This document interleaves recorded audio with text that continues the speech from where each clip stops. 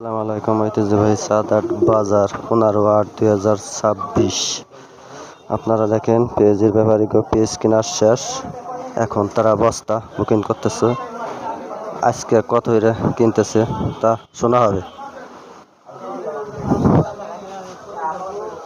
আজকের বাজার কত কিনছো? বাজার কত কিনছো ভাই?